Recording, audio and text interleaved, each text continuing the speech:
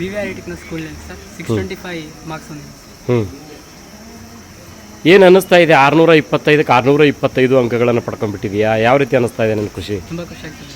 ಹಾಂ ಮತ್ತು ನಮ್ಮ ತಂದೆ ತಾಯಿಯವ್ರದ್ದು ಆಸೆನೂ ಎಲ್ಲ ಈಡೇರಿಸಿ ಭಾಳ ಪ್ರೌಡ್ ಫೀಲ್ ಆಗ್ತದೆ.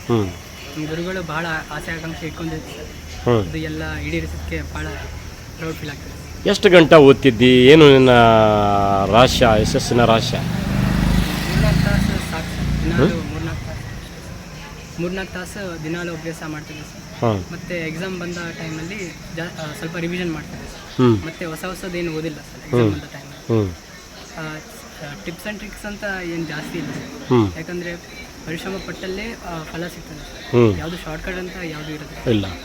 ಕಲ್ಯಾಣ ಕರ್ನಾಟಕ, ಕಲಬುರಗಿ, ರಾಯಚೂರು ಎಲ್ಲ ಭಾಳ ಎಜುಕೇಷನಲ್ಲಿ ಹಿಂದುಳಿದಿರೋ ಭಾಗ. ಇದರಲ್ಲಿ ಔಟ್ ಆಫ್ ತೊಗೊಂಡಿದೆಯಾ? ಏನು ಹೇಳಕ್ಕೆ ಬಯಸ್ತೀಯ?